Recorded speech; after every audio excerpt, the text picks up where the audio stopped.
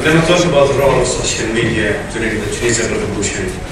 But before that, since the 2009 protest following the election in Iran and the arrest following the protest of the Green Movement, we've heard a lot about Twitter revolution and some buzzwords like Facebook revolution and then Wikileaks revolution.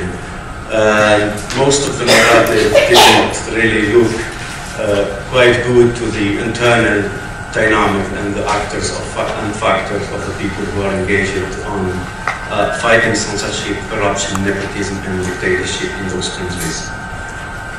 So I'm going to use the Tunisian context to highlight the decade work of Tunisian activists and how they use new information technology to fight against censorship and corruption.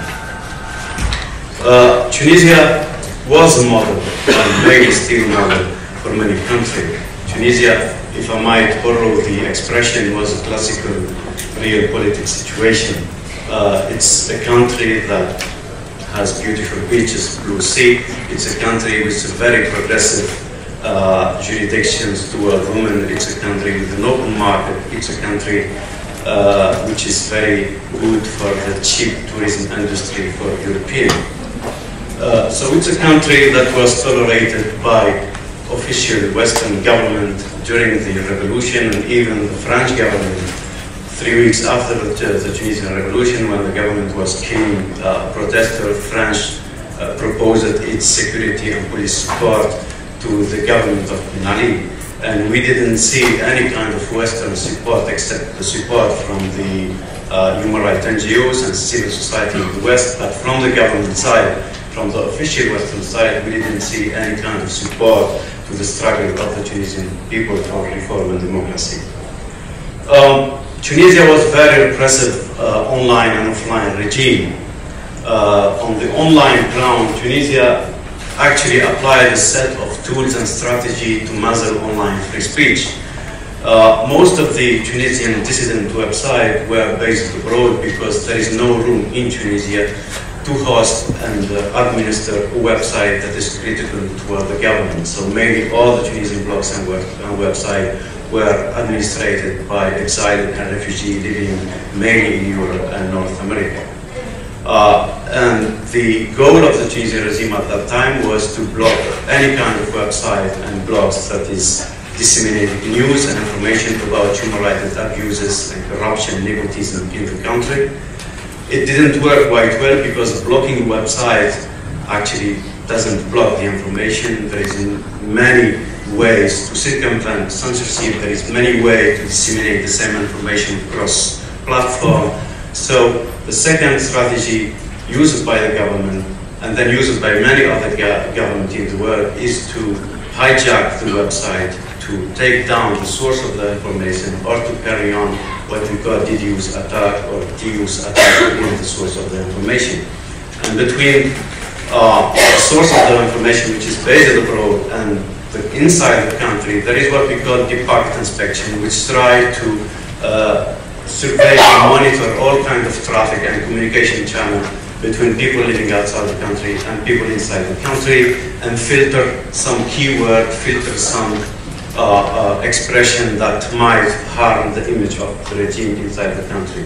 Within Tunisia, we've got more than 30 online activists who have been jailed because of their online activities, and we got a situation in which the government created an atmosphere of fear in which internet users censor themselves and do not dare to criticize the government online. This is the very negative aspect of this censorship machine which was implemented by the government. The positive aspect of it, which the creation of a generation of tech-savvy activists who know how to deal with censorship, how to use proxies, circumvention technology, and how to use them in a time of revolution. So the role of digital activism in a country living under repression and under dictatorship is to bridge the gap between what we call traditional human rights NGO, opposition party, and the apolitical internet. Most of the people who are surfing the internet are not politicized. They are there for fun. They are watching cute cat on on videos, they like to watch porn, they're not politicized. And the politicized sphere is those who are really engaged in political discourse and debate. The role of digital activism is to try to bridge the gap between those two spheres and try to achieve the goal of politicizing the entire internet and make it a field to fight against dictatorship. And this method worked quite well in Tunisia because of the early internet penetration in the country during the 90s. It worked quite well in Egypt because the country of Egypt didn't really implement any kind of censorship against blogs and websites, unlike Tunisia, Syria, Iran, China, etc. I'm going to go through some cases how Tunisian activists since 2000 and 2005 started using some user-friendly tools, sometimes free tools that are not costly, to try to counter the propaganda of the government, the propaganda which is very, very clever, a propaganda that convinced the official West to support and to be committed to the Tunisian government until the last hours of the Ben Ali regime. So this is an example of the use of Google AdWords, which I think you know already the service. You can buy some keywords from Google.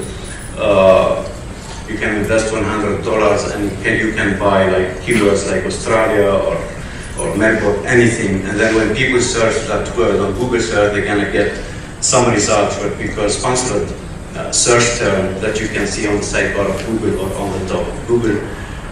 So we use this technique to buy the word SMSC, which is an acronym of the Sommet Mondial de la Société d'Information, or World Summit for Internet Society, which is a UN conference that was held in Tunisia in 2005, a conference about the internet governance held in a country which is very repressive online. So we created a campaign which is called JayZ Fok Ben Ali, which means enough is enough Ben Ali, and we tried to circumvent the censorship that was applied in Tunisia because all websites that are disseminating news and politics were blocked in Tunisia. So by using this technology, we can broadcast our messages, which is here, on pro-governmental website in Tunisia because they are using Google AdSense, and by using Google AdSense, they are recipient of any message that the seller is putting there. And then from online we went offline. We wrote the same message on the money of Tunisia, which says Ben Ali enough and enough, and then it played the role of political track that people disseminated among each other without any risk of going to jail. With the same occasion, we asked the Tunisian to send us their picture with the same slogan, Ben Ali enough and enough. And this was in 2005, and it was among the first online demonstration protesting the situation of dictatorship and censorship in the country. Another example from 2006, which is the Tunisian prison map.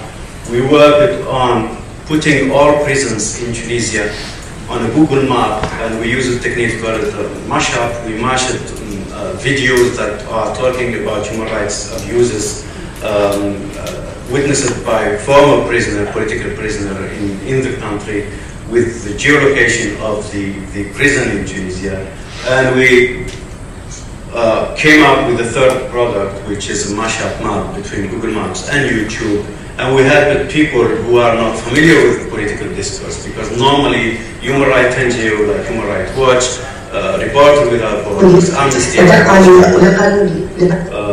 International, or human rights organizations tend to write kind of discourse that the average internet user do not read. It's always targeting journalists, human rights advocates, researchers, etc. It doesn't really target the average internet user. So you need to come up with a new strategy. You need to make your human rights discourse much more fancy, much more catchy, that the normal internet user will find it at least interesting to watch and then to understand. And maybe they will be more interested to dig in and read later on the human rights reports.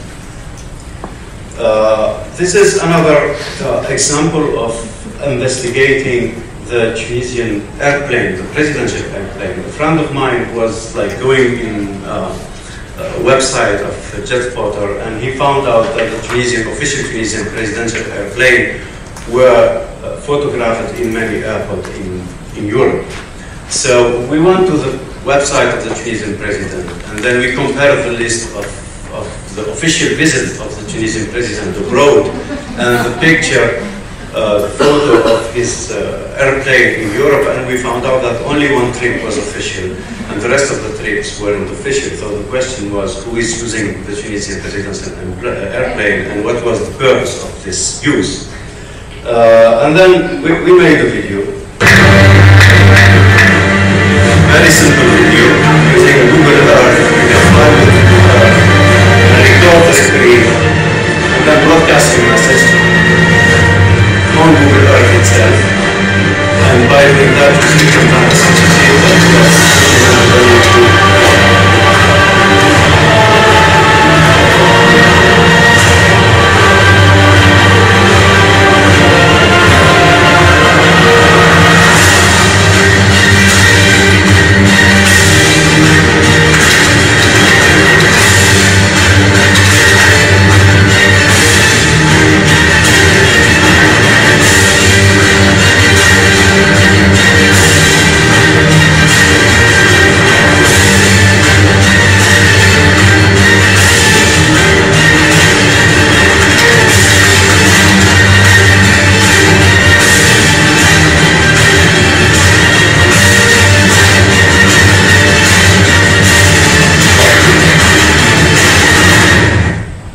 So it was very easy technique, using free available tools for everyone who can use them, and then try to make some investigative journalism comparing official list of the official trips of the president with the picture that were taken by photographer in airport in Europe, and then coming up with a conclusion and then ask the internet user in Tunisia, you are paying tax for this presidential airplane that is being used for what? We don't know. But foreign policy investigated the case and then found out that the First Lady of Tunisia was using the airplane for shopping in luxury shopping, etc.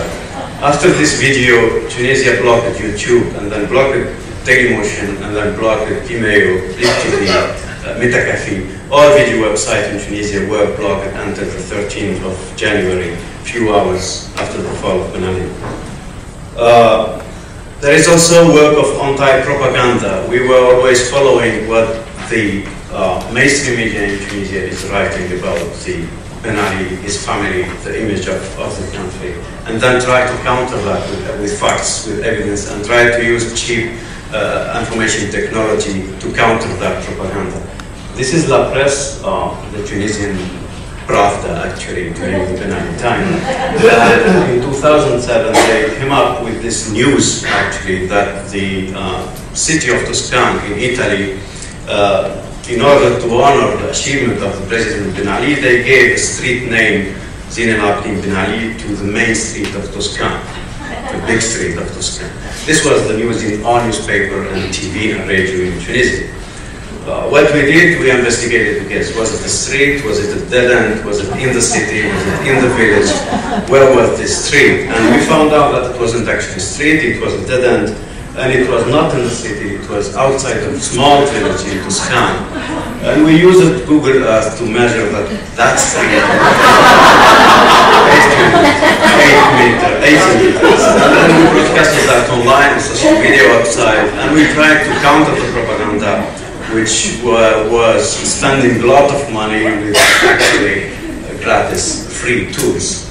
And by doing that, we helped creating a snowball effect that normal internet user with jokes, with funny tools and tactics, they try to break the wall of fear and try to start criticizing seriously the politics of the government. Another example.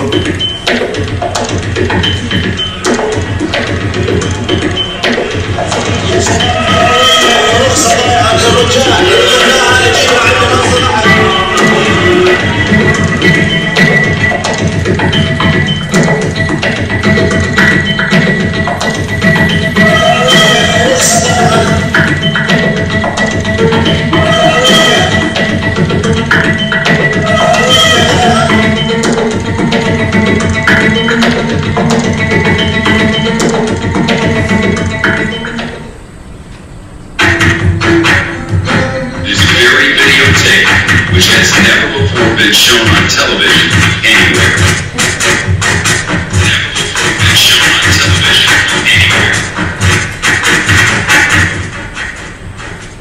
So to explain the video, this is very easy technique. Actually, Tunisia blocked YouTube in the country, but Google Earth is part of Google and YouTube is part of Google. They both share the geolocation.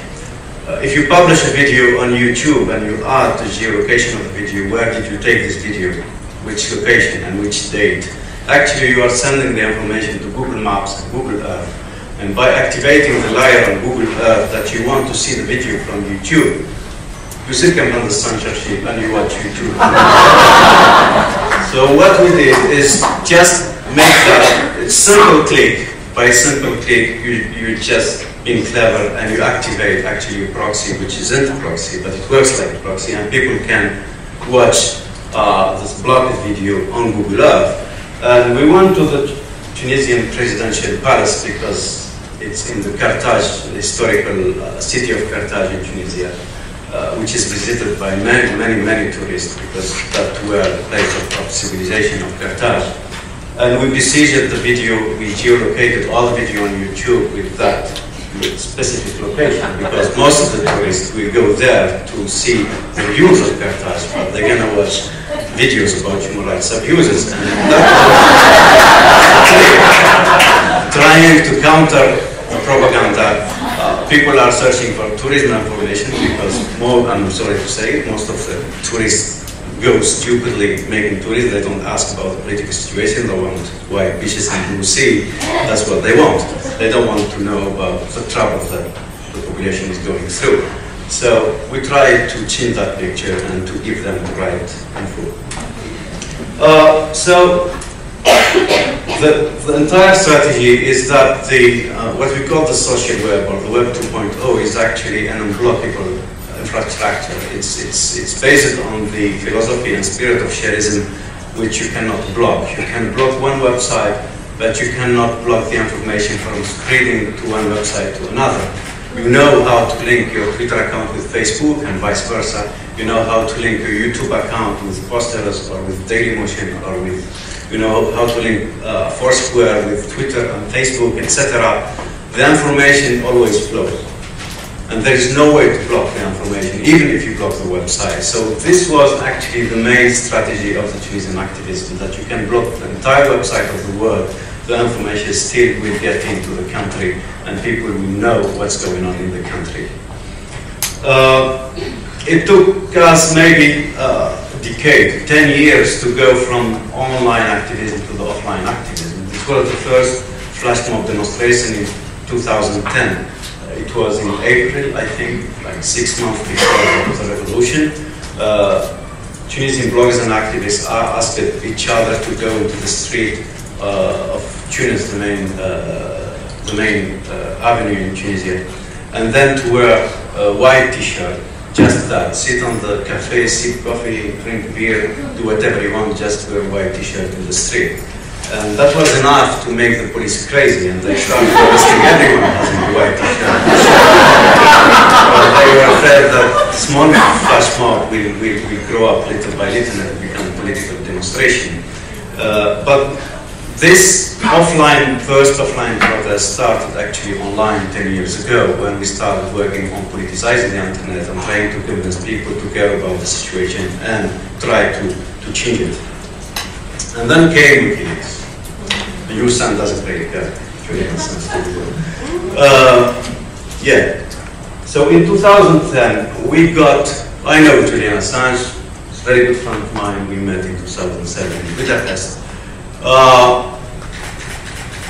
When Wikileaks got the US cables, the US Embassy's cables in 2010, they gave us all the cables about Tunisia, actually. It was in November 28th, 2 weeks before the Tunisian Revolution. And it was the first citizen media website that partnered with Wikileaks. It was nowhere from Tunisia. And we got the cables, we translated the most important part of the cables, we put them into context, and we put all the cable on PDF file, and we disseminated the file everywhere on the internet. And after That was the agreement. Wikileaks will publish the cables on the 20th of November. After half an hour, Nawat will publish the Tunisian cables. It was exclusivity to Nawat. And then it went like fire on her. Like all the Tunisian websites started republishing the cables. The Foreign Ministry of Tunisia came to counter what was in the cables, because all the information within the cables was about how corrupted the Tunisian establishment is, how the family of Ben Ali, his son-in-laws, are really stealing the country and the wealth of the country. All Wikileaks about Tunisia was talking about this specific information, and this was the main, actually, concern of the Tunisian Revolution: nepotism and corruption. There is very strong link between the content of the Wikileaks cable about Tunisia and the Tunisian Revolution. I think research and academics will, in the future, try to understand at least the impact of Wikileaks on the Tunisian Revolution and beyond the Tunisian Revolution, because we've sent the file to Al-Akhbar newspaper in Lebanon 2 weeks after, and then Al-Akhbar got hijacked and hacked by Saudi hackers who were financed by Saudi Arabia. And then we witnessed what happened with presidents like Gaddafi, Mubarak, etc. There is a link between broadcasting the information and the effect on the ground. And then came the revolution in December, and as I told you, all video sharing websites, all picture websites were blocked in Tunisia. Only Facebook remained unblocked, because the Tunisian government was afraid to block Facebook and to fuel the revolution.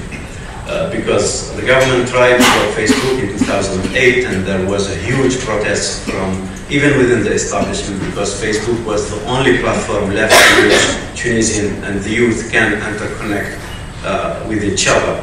So during the revolution, the president was very afraid to block the website, so he left it. And that was the big mistake, because by blocking everything else, he managed to gather all Tunisians all together on one platform. And then I managed to organize the protest on that platform.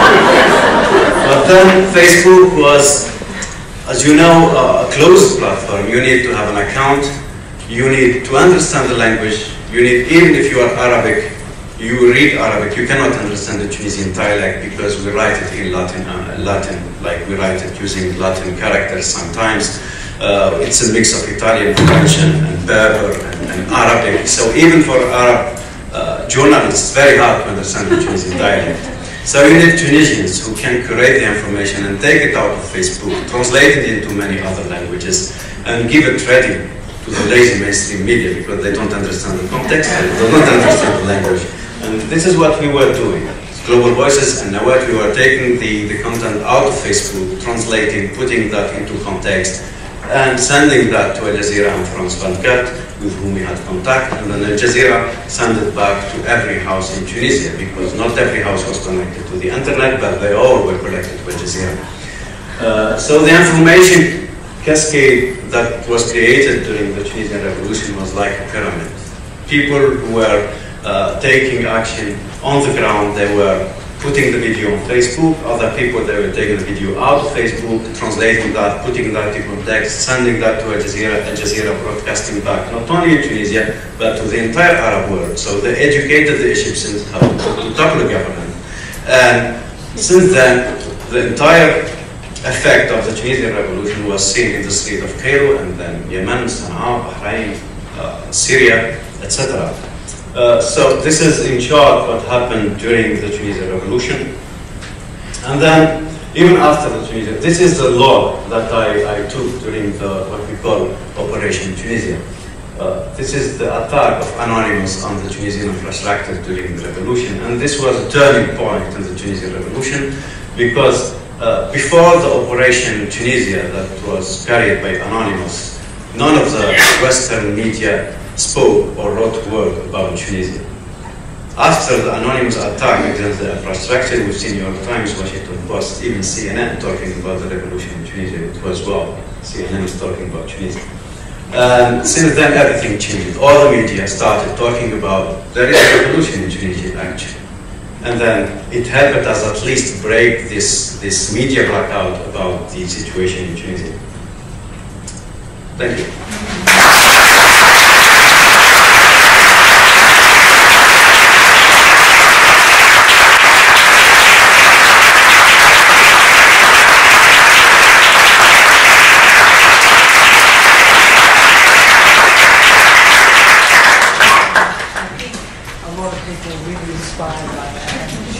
Can also show the power of humour. When you were talking about the protest where you all stood around wearing white t-shirts, it reminded me at the height of the Arab Spring, I heard, I think it actually came via Global Voices, that there were a rumour was spread in China that there were going to be sort of protests and flash mobs involving small groups of people hanging around doing nothing.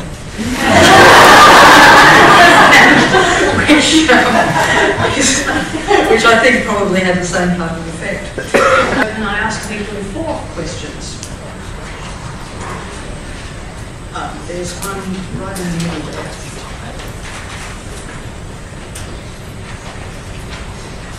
Hi, my name is Maria from the Refugee and Migration Review Tribunals.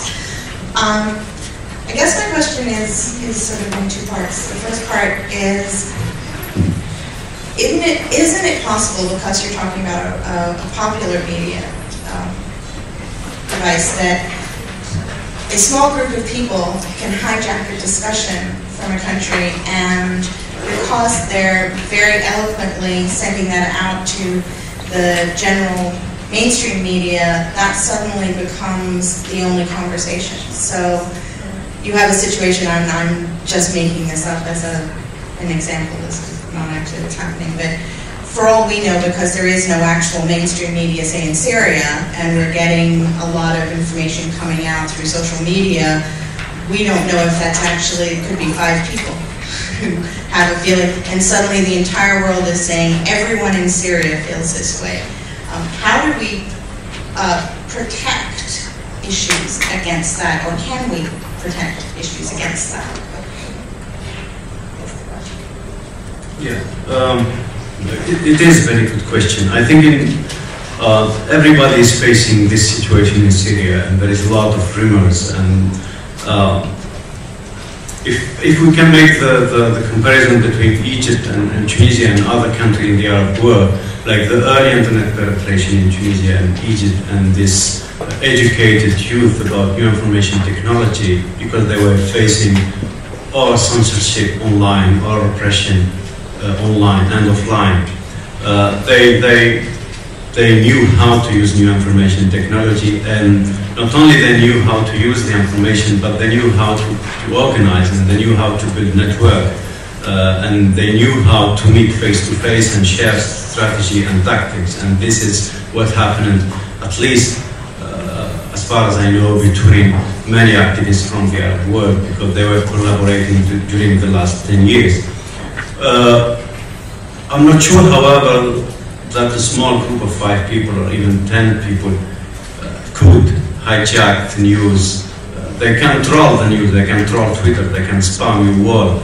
I don't think they can create an event on the ground, only 5 people. I think there is on the ground enough actors and factors on the ground that are struggling, at least for 20 years. I don't think that the Syrians were sleeping during the last decades. They were struggling. Many human rights activists have been jailed and arrested. And thousands of refugees, waves of refugees actually, starting from the 80s, when the father of Bashar al-Assad cracked down on the city of Hama and then pushed many of the Muslim Brotherhood to flee the country and live in Europe. They were organizing online and offline, and there is a kind of opposition, so I don't believe that nothing is happening in Syria. I do believe that small group can provoke the news for a few times, but I don't think if there is nothing on the ground that could really sustain it.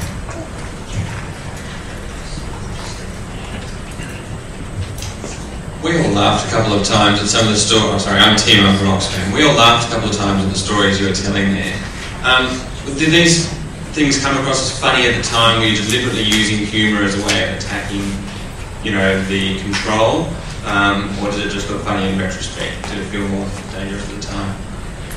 It was a choice. I mean, humor and sarcasm and comics are part of dissent. I mean, you can, if the population is so afraid to talk about politics, the first step you do is to make them laugh about politics, and then they will start slowly by slowly talking about serious stuff.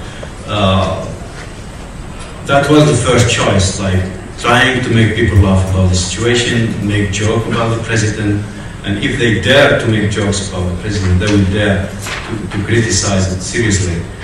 The other choices, the strategy of language. I mean, Tunisia is a French and Arab-speaking language with some Italian. But since 2005, we understood that the French, at least the French government, wasn't supporting the democratic movement in Tunisia.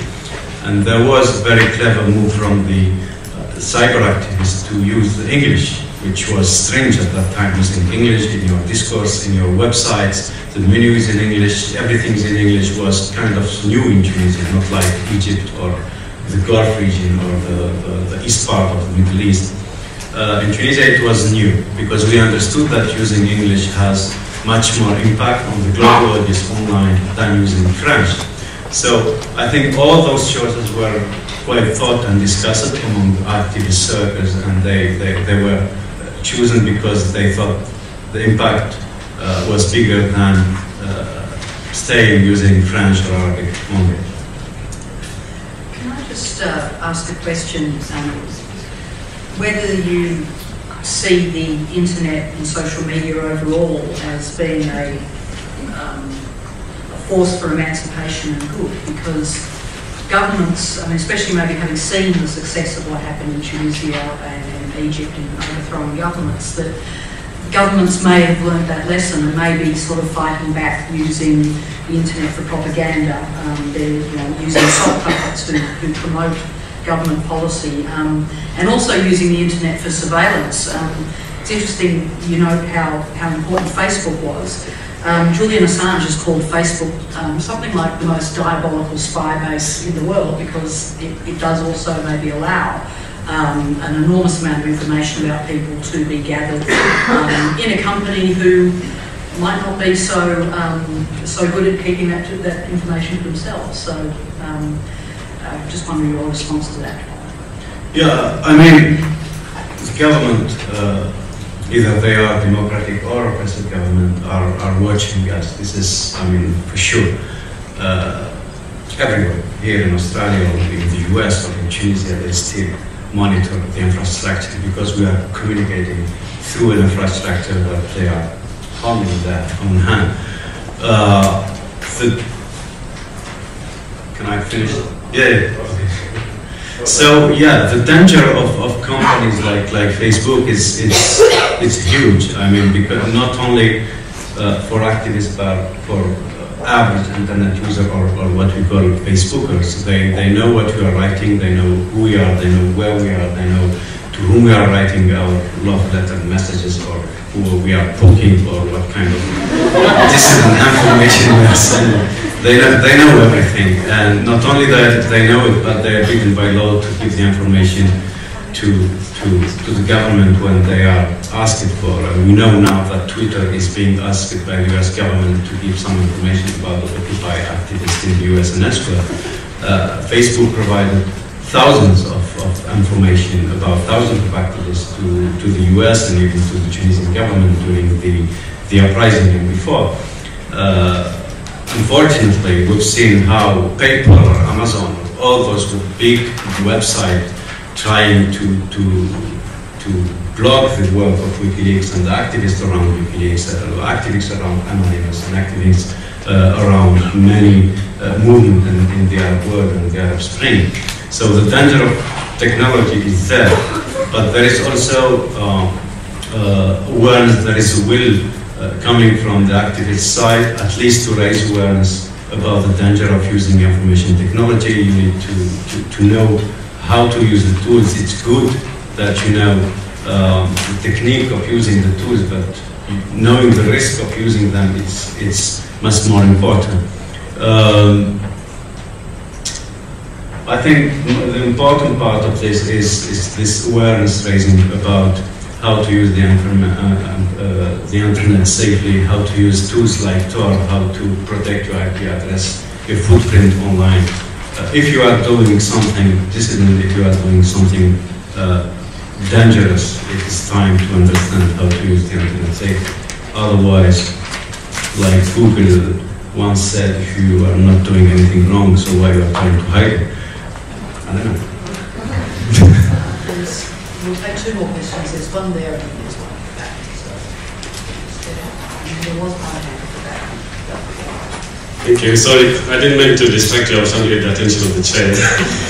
I'm John Sidham. I'm from Oxford Monash Partnership. Very interesting presentation. And I must say, back in 2005, when Tunisia chaired and hosted the World Summit on Information Society, little did I think what was, couldn't even imagine what was actually happening in Tunisia. I thought it was a sort of reflection on Tunisia's position of the information sharing or information access in the world. But I was naive. I think I just went by what I was reading at the summit presentations. It also sounds like, when Libya chaired the UN Human Rights Council back in the 90s. I'm just interested. I'm just interested to know what's happening now. Actually, I would be going into the website to have a look a bit more, but what's happening now in terms of what sort of role you're playing, what strategies are you developing, or what sort of support is happening around in the region, or, just interested to hear a bit more. Thank you. You're welcome. You mean in Tunisia or in the region? Or? Yeah, well, So it's big questions.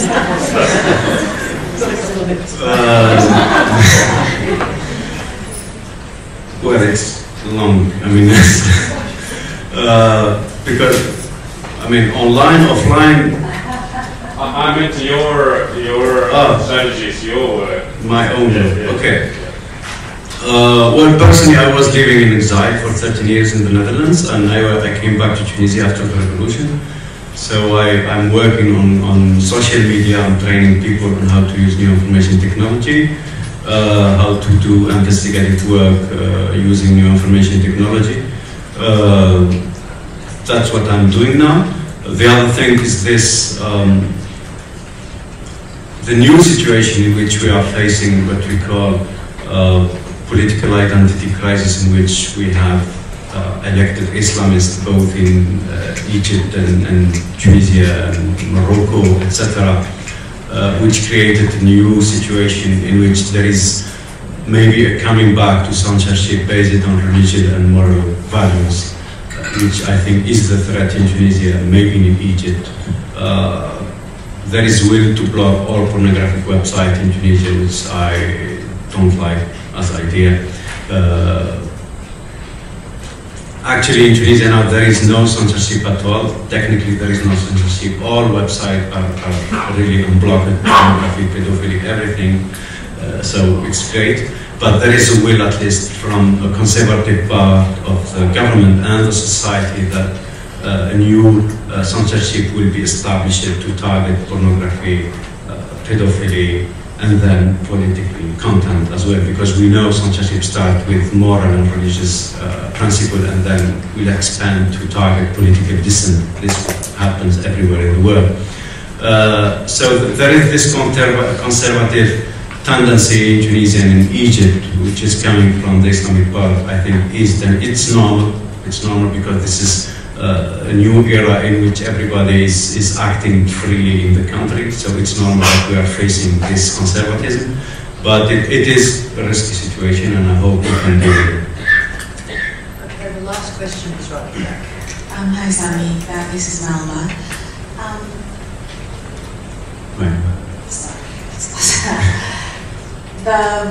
The your use of the social media in Tunisia, I think everyone knows that you're quite ingenious. And my question is, are there plans to take this farther from your viewpoint in terms of we've got people in Darfur, okay, and facing quite a lot of, I guess everybody has heard of it in one concept or another. And one of your points you raised before was that a lot of these issues tend to be put up as governmental concerns in a language that is more geared towards NGOs and governments and politicians. And there has what you have accomplished with your organization. I guess what I'm trying to ask is, are those skills transferable? Are there ways to involve others, not necessarily in Tunisia, but for instance, well, there is many NGOs and many, at least grassroots initiatives that are working about this specific subject for the last at least 6 years. There is, at least in the Middle East and the Arab world, we had the Arab Bloggers Conference, which started in 2006 and 2007. The last one was in Tunisia after the revolution, and which gathered almost all prominent and dissident and vocal and critical voices on the blogosphere and online in one room all together. Many of them have been arrested, few of them now are arrested and are hiding. And we use it to share tactics and strategy. We use it to campaign for each other when we are arrested or when our site are blocked. So there is already an established network, at least in the Arab world, which worked together during the Arab Spring, before and after the Arab Spring. Globally, there is the network of Global Voices, which is working since 2004 to establish a network of bloggers, not only political oriented bloggers who are blogging about arts, about culture, about politics. I was responsible of the advocacy arm of Global Voices for the last 6 years. I just left Global Voices because I want to focus on Tunisia. And I was responsible of creating a network of anti-censorship activists from all over the world. And we met like 4-6 times at least to share tactics and strategy about how to disencourage censorship and how to use new information technology, how to adapt some tools that are created in China or in Belarus or in Cuba and use them elsewhere in countries facing similar situation. But I don't think that all tactics and strategies are like, we can apply the copy-paste theory on that. You need always to adjust them depending on your need, on your context, and I think the needs are the most important part of activism, because when you use a tool, you use it not because of luxury and comfort, because you need it. If people use Facebook for activism, they need to use it. If they could find something else much better suited to protect their privacy, they would use it. But until now, there is nothing. So there is sharing of strategy and tactics, but there is no like school that you can implement this part in other part of the world. You need to know your need and then adjust tools depending on them. Okay, well, thank you. Please join me in thanking you.